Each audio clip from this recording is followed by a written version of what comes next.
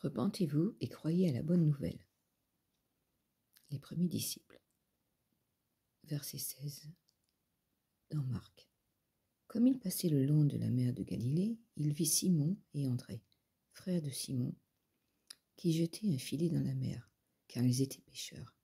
Jésus leur dit, « Suivez-moi, et je vous ferai pêcheurs d'hommes. » Aussitôt, ils laissèrent leur filet et le suivirent. Étant allé un peu plus loin, il vit Jacques, fils de Zébédée, et Jean, son frère, qui eux aussi étaient dans une barque et réparaient les filets. Aussitôt, il les appela, et laissant leur père Zébédée dans la barque avec les ouvriers, ils le suivirent. Ils se rendirent à Capernaum, et le jour du sabbat, Jésus entra d'abord dans la synagogue, et il enseigna. Ils étaient frappés de sa doctrine, car il enseignait comme ayant autorité, et non pas comme les scribes. Il se trouva dans leur synagogue un homme qui avait un esprit impur, et qui s'écria, « Qu'y a-t-il entre nous et toi, Jésus de Nazareth? Tu es venu pour nous perdre? Je sais qui tu es, le Saint de Dieu. » Jésus le menaça, disant, « Tais-toi et sors de cet homme. » Et l'esprit impur sortit de cet homme, en l'agitant avec violence, et en poussant un grand cri.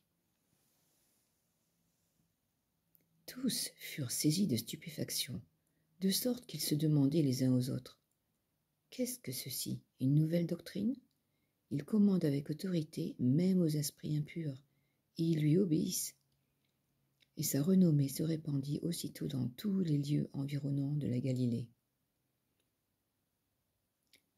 Jésus-Christ guérit la belle-mère de Pierre.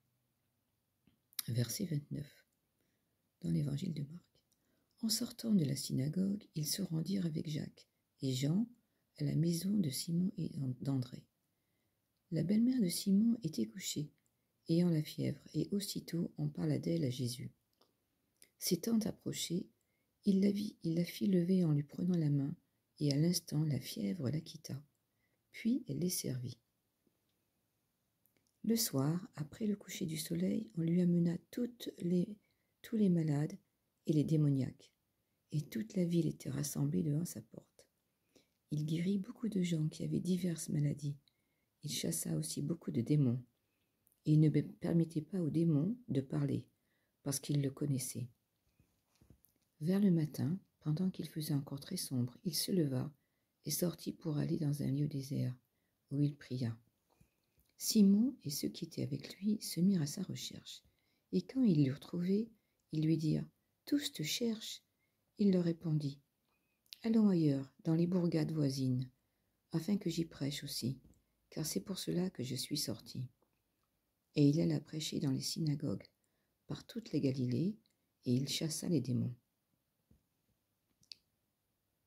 Verset 40. Un lépreux vint à lui, et se jetant à genoux, il lui dit d'un ton suppliant, « Si tu le veux, tu peux me rendre pur. »